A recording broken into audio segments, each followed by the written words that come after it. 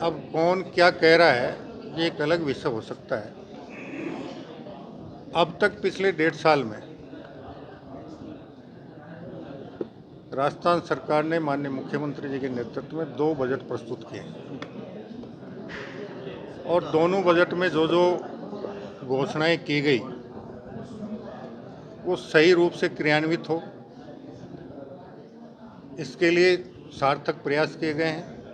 सारी वित्तीय स्वीकृतियां लगभग जारी हो चुकी हैं, काम धरातल पर उतर रहे हैं। इसके अलावा राइजिंग राजस्थान के माध्यम से हमने जो राजस्थान के विकास के लिए हमारे प्रवासी भाइयों को बुलाकर उन्होंने जो निवेश के प्रस्ताव दिए थे लगभग 35 लाख करोड़ रुपए के, उनमें से 3.5 लाख करोड़ रुपए के प्रस्ताव पिछले दिनों तक धरातल पर उतर चुके हैं और बाकी के लिए भी नोडल अधिकारी नियुक्त किए हुए हैं और वो लगातार निवेशकों के संपर्क में रहकर उन प्रस्तावों को धरातल पर उतरवाने का प्रयास कर रहे हैं। इसके लिए हमने हमारी नीतियों में, पॉलिसियों में जितना कुछ सुधार कर सकते थे उसके बारे में भी हमने नई नीतियां का प्रारूप तैयार कर दिया है और आने वाले समय में कैबिनेट से मंजूरी के बाद वो नीतियां जब पूर्ण रूप से लागू होंगी, चाहे वो भूमि आवंटन से संबंधित हो या बाकी मामलों से संबंधित हो, तो और सरलता और सहजता के साथ निवेश प्रस्तावों को धरातल पर उतारने का काम शुरू हो पाएगा। और हम उम्मीद करेंगे कि निश्चित रूप से जितने निवेश प्रस्ताव हमको प्राप्त हुए थे वो सारे के सारे धरातल पर उतरें, राजस्थान का आर्थिक विकास हो और निजी क्षेत्र में न्यूनतम 6 लाख नए रोजगार के अवसर प्राप्त सर्जित हों और सरकार के स्तर पर भी जो अपने चुनाव संकल्प पत्र में घोषणाएं की गई थी उसके अनुरूप भर्तियों का कैलेंडर जारी किया जा चुका है। अब तक आपकी जानकारी के लिए बता दूं कि 69,000 के लगभग नियुक्तियां दी जा चुकी हैं। 1 लाख से ज़्यादा रिक्तियों के लिए कैलेंडर जारी हो चुका है और जैसे जैसे काम आगे बढ़ेगा सरकार के स्तर पर भी रोजगार के अवसर सृजित करने का प्रयास किया जाएगा। चार्ज को लेकर सरकार पहले विरोध दे चुकी है, बाजार बंद हो चुके हैं। आज वापस एक ऑर्डर आएगा ना, यूजर चार्ज फिर से शुरू किए जाएंगे। आगामी अक्टूबर-नवंबर में चुनाव है निकायों के, तो सरकार को इसका देखिए, बहुत साफ बात है कि पिछली सरकार के समय निकायों की जितनी संपत्ति थी उसकी बंदरमाट कर दी गई। निकायों का जितनी आर्थिक क्षमता थी उससे 5 गुना कार्यों के टेंडर करके काम करवा लिए गए और राजस्थान में जितने नगर निकाय हैं लगभग सबकी आर्थिक स्थिति बहुत दयनीय उस सरकार के समय हो गई। राजस्थान सरकार और भारत सरकार का ये प्रयास है कि हमारे सभी नगर निकाय आर्थिक रूप से अपने पैरों पर खड़े हों। उसके लिए हमें जो भी फैसले लेने पड़ेंगे हम लेंगे और इन निकायों को आर्थिक रूप से सक्षम करके वो जनता की आशा और आकांक्षाओं के अनुरूप सुविधाएं उपलब्ध करवाएं, विकास के काम उपलब्ध करवाएं, सफाई और रोशनी सही मात्रा में सही दिशा में उपलब्ध करवाएं। इस दिशा में हम प्रयास कर रहे हैं। लैंड फॉर लैंड के मामले काफी समय से अटके हुए हैं। लैंड फॉर लैंड के मामले में इस सरकार का निश्चित मत है और हमने निर्देश दे रखे हैं कि कोई भी भूमि अधिग्रहण की जाती है उसके जो मूल्य होता है उस सममूल्य की ज़मीन या तो उसी जहाँ भूमि अधिग्रहण की जाए वहाँ दे दी जाए और वहाँ उपलब्ध नहीं हो तो उतने मूल्य की दूसरी जगह ज़मीन उपलब्ध करवा दी जाए। ये नहीं किया जाए कि आप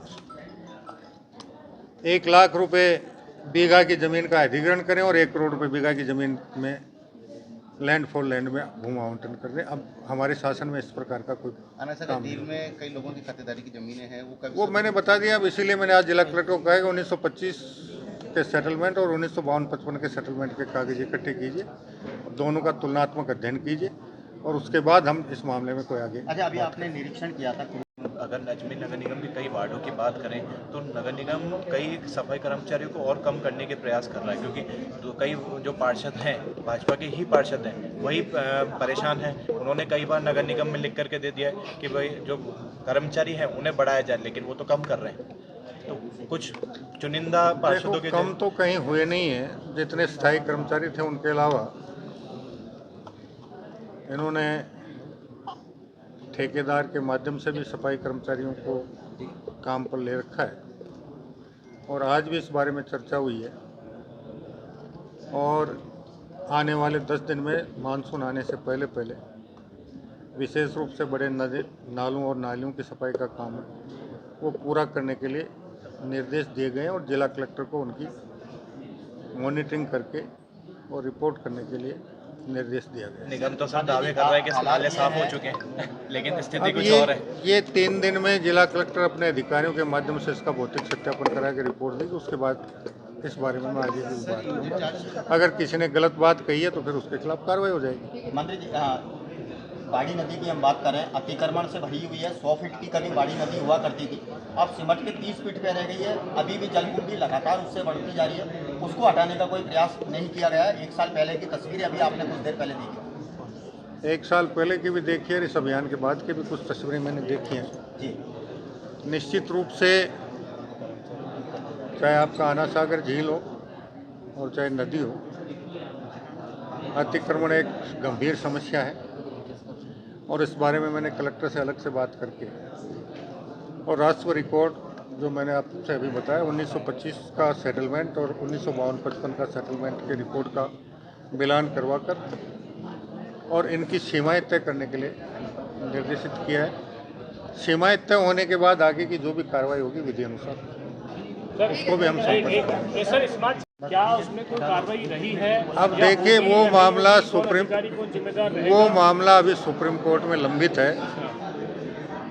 कुछ ज्ञापन मुझे आज मिले थे, तो मैं जब तक ये मामला सुप्रीम कोर्ट में लंबित है तब तक तो मैं कोई विशेष टिप्पणी नहीं करूंगा। लेकिन जो जानकारी मुझे मिली है जयपुर जाने के बाद मैं मेरे प्रिंसिपल सेक्रेटरी और दूसरे अधिकारियों को बुलाकर एक समीक्षा बैठक में इसमें कहाँ क्या कमी खामी रही है और कौन जिम्मेदार रहा है और सुप्रीम कोर्ट में और एनजीटी में सरकार की तरफ से उस समय क्या क्या जवाब प्रस्तुत किया गया है उसका परीक्षण कराकर उसके बाद मैं आगे की कोई कार्रवाई की बात आपके समक्ष करूँगा। जिम्मेदार मानते हैं क्योंकि वो भी उस समय बॉडी हुआ करती थी। देखिए मैं बहुत स्पष्ट रूप से आपको बता चुका हूँ कि ये मामला जब तक सुप्रीम कोर्ट में सब जुडिस है मैं इस पर कोई विशेष टिप्पणी नहीं करूँगा।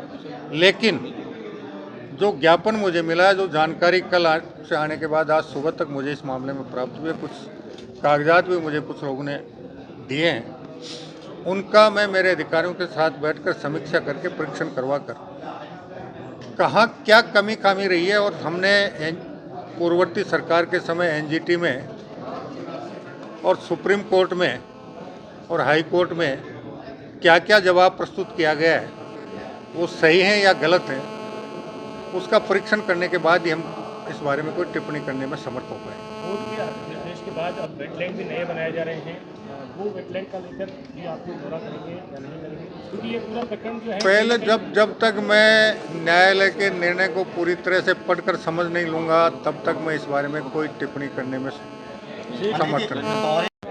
किस तरीके के निर्देश दिए गए? देखिए सबसे बड़ी बात यह है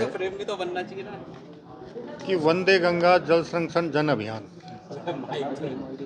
इसके पीछे इस अभियान के पीछे जो सरकार का मूल मंतव्य है, माननीय मुख्यमंत्री जी का जो मूल मंतव्य है, आदरणीय प्रधानमंत्री जी का मूल मंतव्य है, वो ये है कि ये केवल मात्र सरकारी अभियान नहीं रहे, इसमें जनता की भागीदारी निश्चित रूप से हो और सरकार का कोई भी अभियान, कोई भी कार्यक्रम तब तक पूर्ण रूप से सफल नहीं हो सकता जब तक उसमें आमजन की भागीदारी नहीं होती। इसके लिए विशेष रूप से इस सप्ताह में प्रयास किए गए हैं और अब भी आज भी मैंने अधिकारियों को ये निर्देशित किया है कि वो लगातार जिन लोगों ने इस अभियान में आपका सहयोग किया उनसे भी उनके संपर्क में भी रहें और उसके अलावा नए लोगों को भी इस अभियान से जोड़ने का अपने अपने स्तर पे प्रयास करें।